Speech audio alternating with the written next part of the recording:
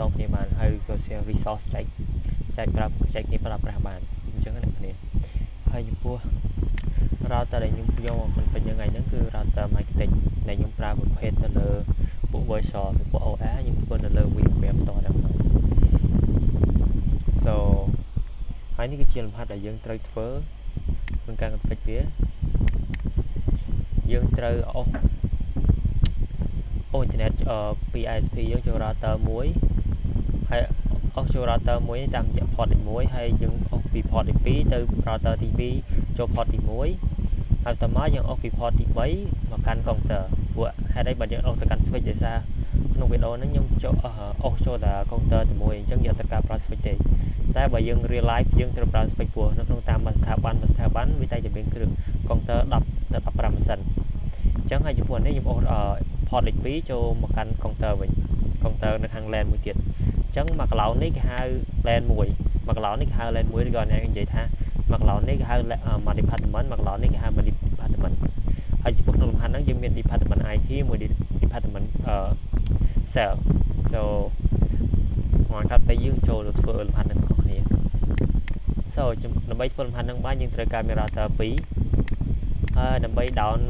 ប្រភេទ OS router នេះបានអ្នកគ្នាអាចទៅរកឃើញក្នុង website Microtik បានហើយតោះមានត្រូវមានម៉ាស៊ីន2ហើយពួកនេះខ្ញុំ router ទី1ខ្ញុំដែលខ្ញុំប្រើទៅលើខ្ញុំ add ទៅលើ3 network adapter ចំពោះ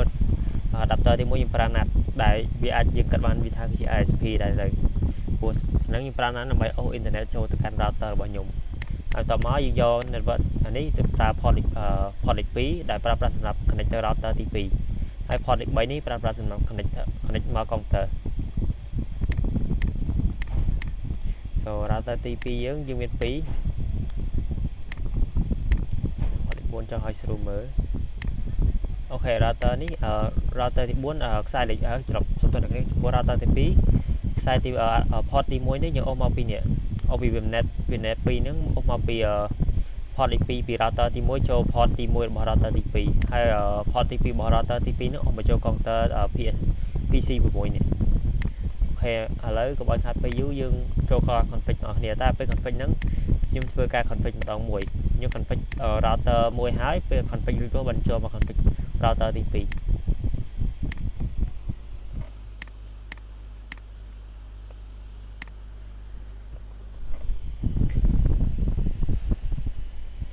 ខ្ញុំធ្វើការ reset ពីសិន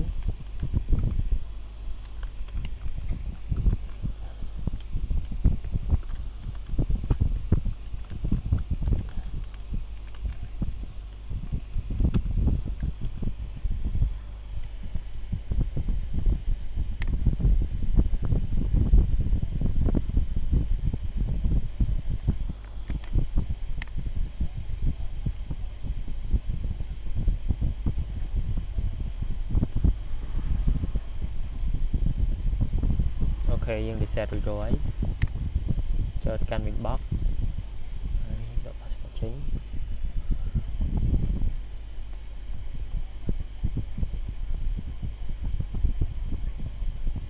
អូខេអញ្ចឹងខ្ញុំធ្វើការ DHCP client គេដើម្បីអូស internet ចូលខ្ញុំអូស internet ចូលអស់បើខ្ញុំធ្វើចេះខ្ញុំដាក់ចេះមកទៅវាស្រួលអ្នកគ្នាមើលជាង interface port លេខ1យើងប្រើប្រាស់សម្រាប់អូស internet ចូល port ទី2នេះយើងអូសទៅកាន់ router នៅ department cell យើងដាក់ router ទី2មក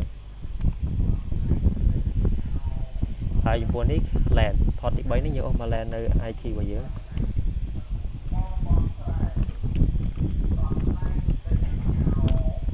អូខេ so បន្តមានទៅការ config DHCP client ដែលយើងប្រើប្រាស់សម្រាប់អូស internet ចូលយើងអូសមក internet port ទី1 fly អូខេចូលហើយឥឡូវយើង pin test មើលសិន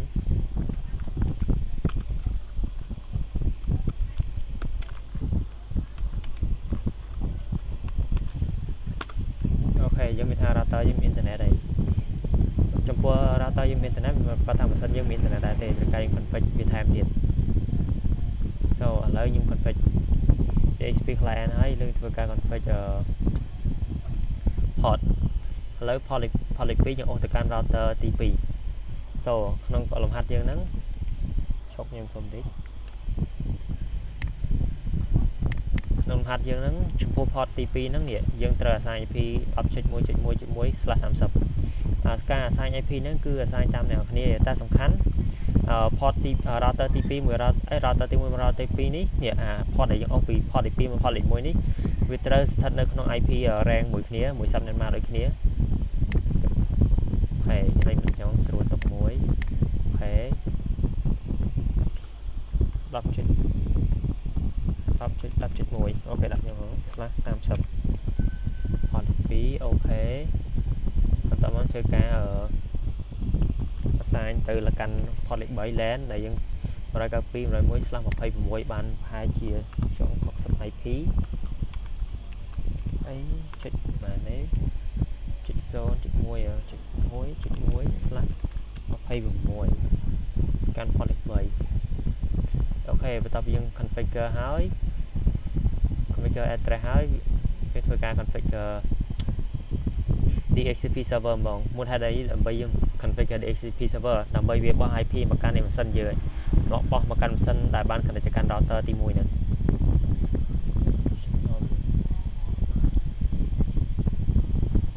តែយើងបោះនេះ add DNS មួយមកយើងប្រើ DNS Google ហ្មងnext អូខេវាបោះ internet មើលខ្ញុំ release វាហ្នឹង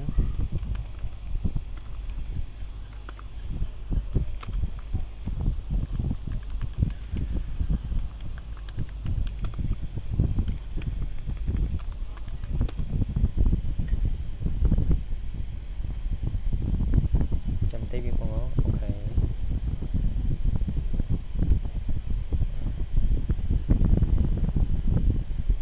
យូរគ្រាន់បានវាតន់មកទេ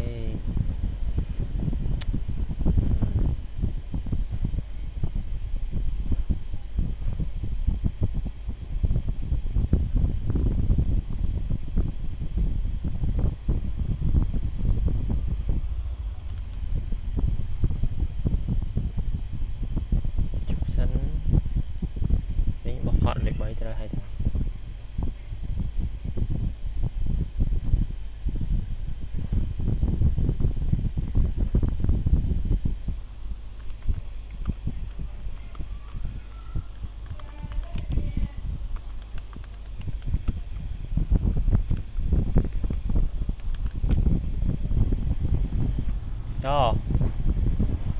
ភ្លេចដូរអ្នកគ្នាតាមមែននេះខ្ញុំត្រូវប្រើ port លេខប្រើ VNet លេខ 3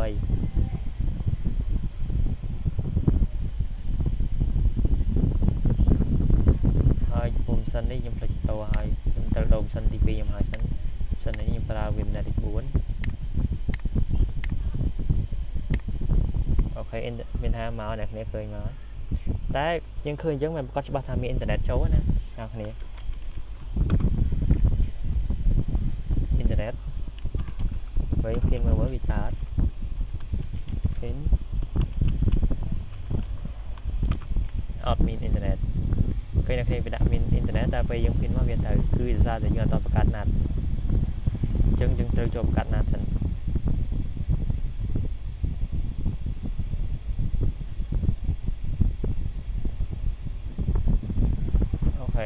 ចូលបង្កើតណាត់ទាំងអស់គ្នា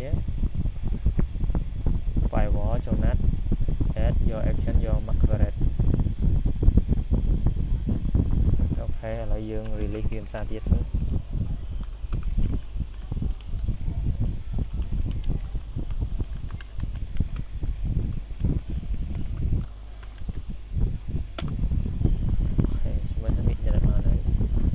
អូខេមកហើយតែយើងធ្វើតែការតេស្តមួយសិនយើងឃើញមើល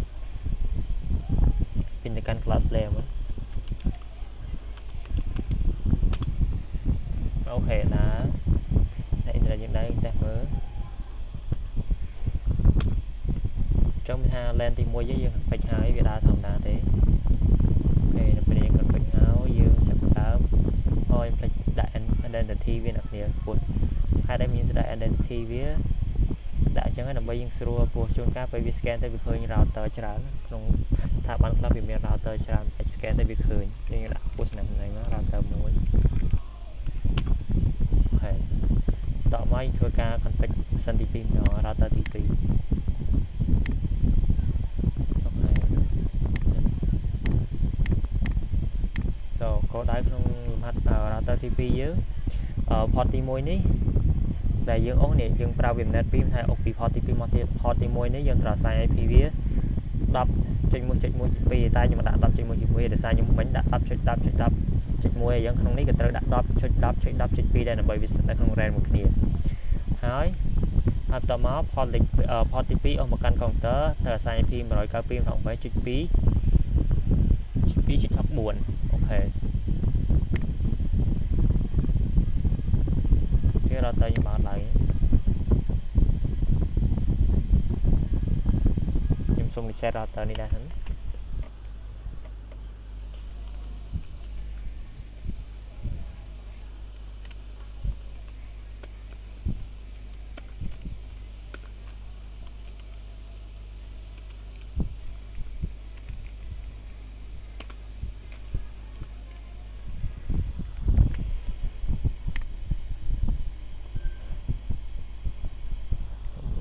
name វាហ្នឹងតែយើង copy វាមកអញ្ចឹងហើយវាឃើញតែវាជា change rename វាហ្នឹង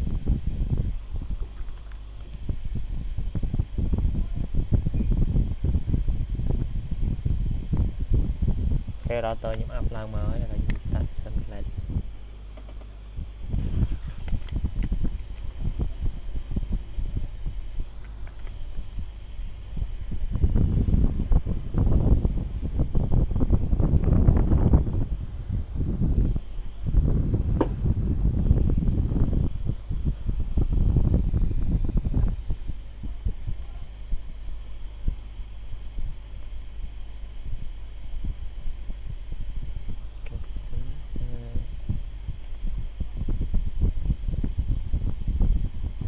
ដូចគ្នាយើ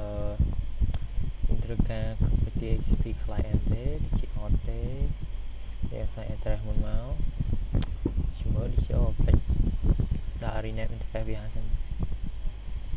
នេះមកពី router ទី1ហើយយើងទៅកាន់ LAN cell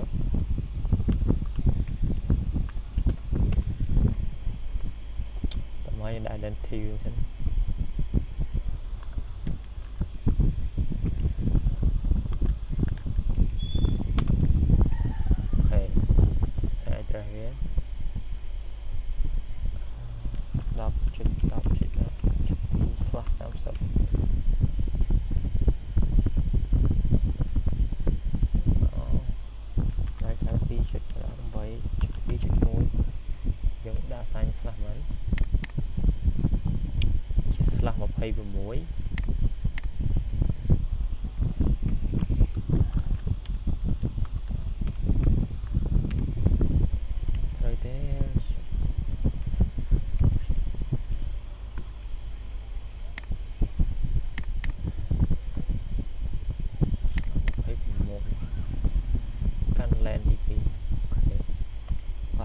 DHCP server ហ្នឹង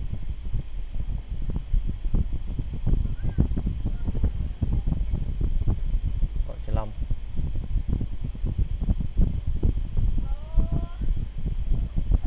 នេះដែរ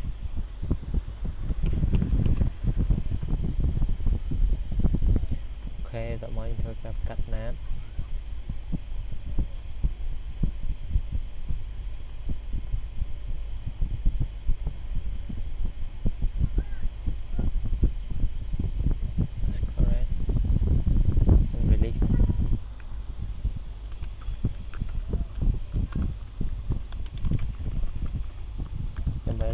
យើងចាប់ IP ថ្មីដែលយើងចាប់ IP ថ្មីពី DHCP server របស់មក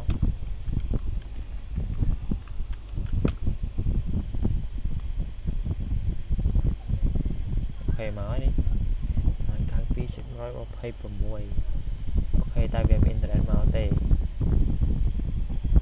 ដើម្បី router ទី2នេះវាមានអ៊ីនធឺណិតមកតោះតែយើងប្រើប្រាស់ route lại dùng thơ can pin từ can router tí mũi sân score ok việc pin từ can router tí mũi score lại việc pin mà router luôn này score ok pin mà router luôn này score dùng thơ can pin từ can sân tí mũi sân dòm sân tí pin mỏm sân tí mũi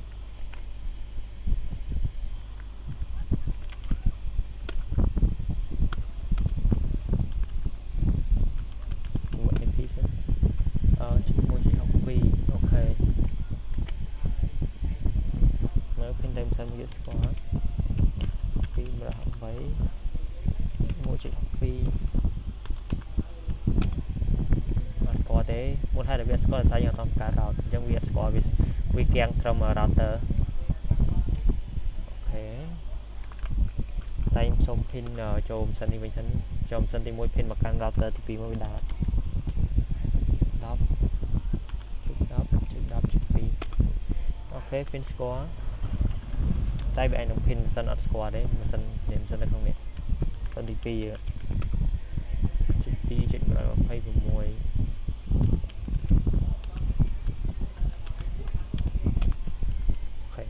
viết score thế chẳng là bài viết score khi bán hay miền sẽ cho router thì pin ní dương tới ra cả route cho phía căn route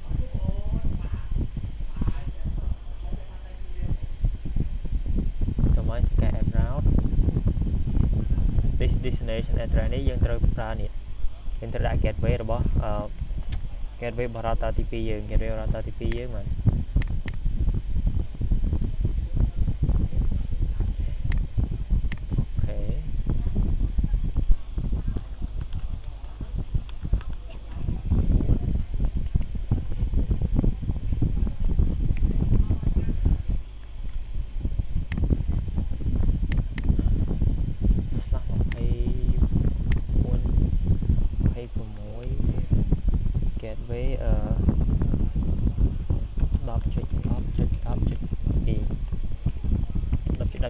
gateway bảo router thì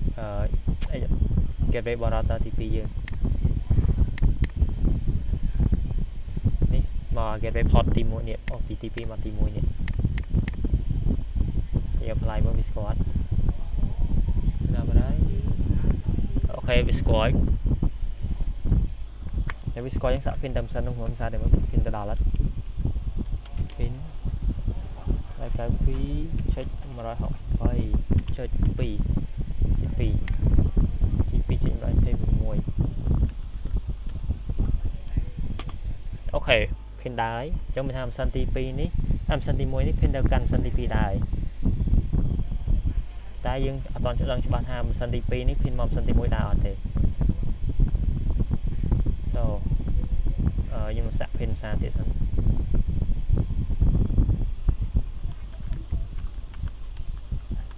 chích rồi học cái gì đi chìm rồi học phi xong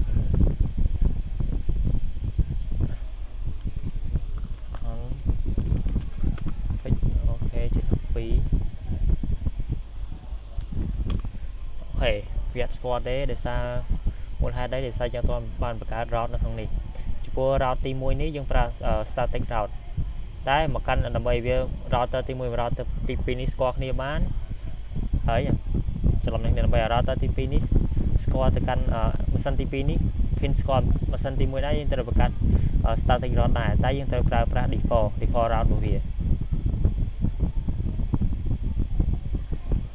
cho nên dừng lại từ căn interface port ý để dừng ok lấy những pin tầm xa thì mình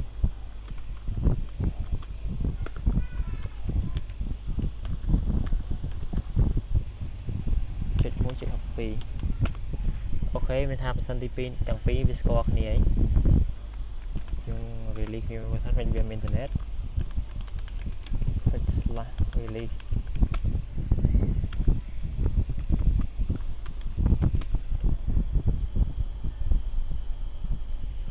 ok trong tham sân dương ní miệng sẽ cho đấy đây trong tay mới dùng cho mọi YouTube mới về đá ok YouTube đá sân này vì pin sân tí môi sân tí pin ní pin này score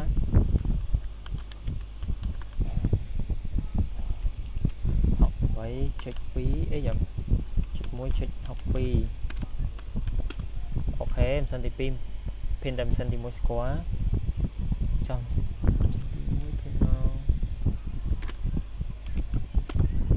ok score nè score nè ấy giờ mình ha dương cần phải được rồi và lấy dương ta mới về dương share resource internet tới và cm nè cho tên này để dương share resource pin cm châu ạt testing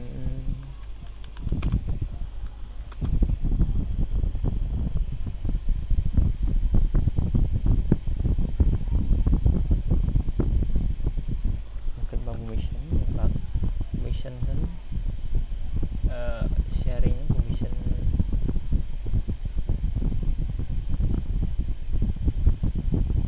ok lấy dương châu mơ bật luôn anh sẵn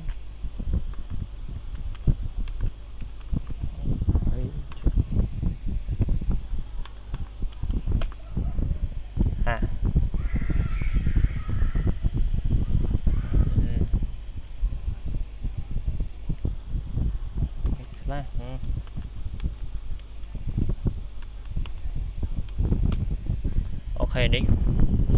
bên hai dương cùng xe folder nó là never đây chẳng dương trong ha nè bây giờ configure vi hai đã route traffic route config route vi hai pin score tam cm này do châu folder để dương xe nó lên never 5 cm này copy được có pra bạn ạ nhé mà nói copy check rồi học 7 check mỗi check copy cùng tại đâu check spelling ok còn lại mùi ấy rồi pin học mấy chuyện học pin này nè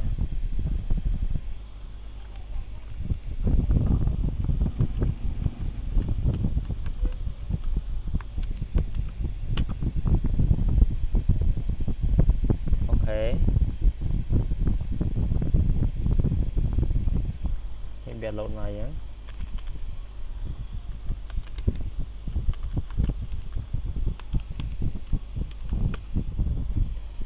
lấy nhưng anh đang sẽ nhưng mà đang sign static IP ao về rồi mình sẽ đi món speed server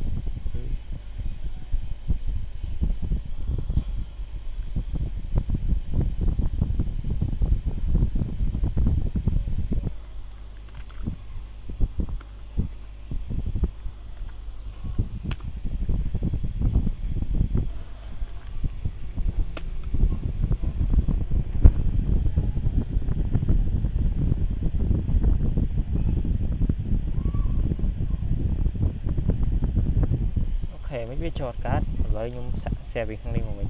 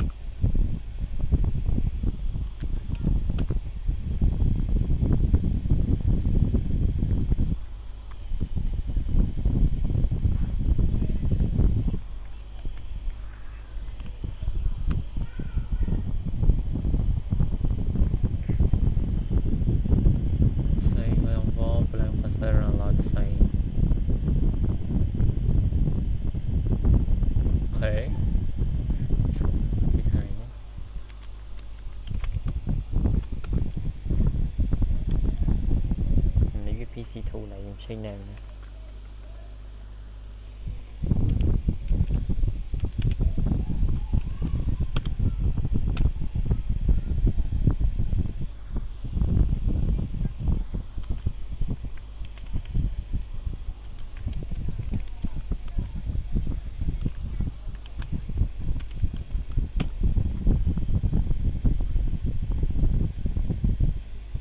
What do you mean that do some true SSD9? Oh.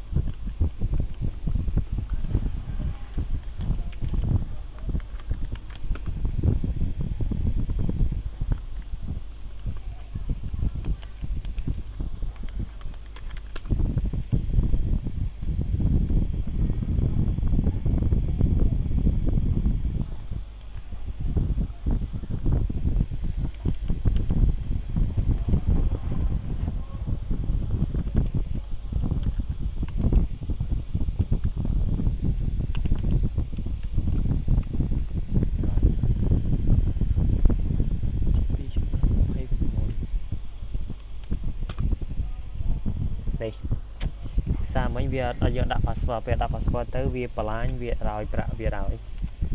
អូខេ1 2 3អូខេអ្នកគ្នាឃើញយើងចូលបានហើយមានថាពេលយើង config ហើយកាត់ product PC tool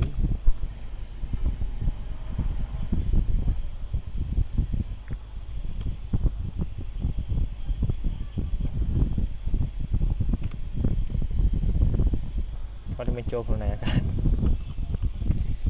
ហើយកាត់ពីជិត8ជិត2ជិត1ពេលនេះអញ្ចឹងមានថាម៉ាស៊ីនមានថាកង router 2នេះហើយម៉ាស៊ីន2ដែលស្ថិតនៅក្នុង LAN ផ្សេងគ្នាហ្នឹងអាច share resource នៅលើ network ចែកចាយគ្នាប្រើប្រាស់បានហើយម៉ាស៊ីនទាំងពីរហ្នឹងអាចតំណាក់តំណងគ្នាបានហើយយើងអាចចែកចាយ resource មានថា resource ហ្នឹងពេលយើងអត់ថាយើង share នៅលើ LAN IT អញ្ចឹង LAN អ្នក LAN cell ក៏អាចចូលមកប្រើប្រាស់បានដែរអញ្ចឹងចំពោះវីដេអូថ្ងៃហ្នឹងមានតែប៉ុណ្្នឹងហើយចំពោះវីដេអូក្រោយខ្ញុំធ្វើការ configure router 3ម្ដងដែលស្ថិតនៅក្នុង3 LAN មានថា LAN ផ្សេងគ្នា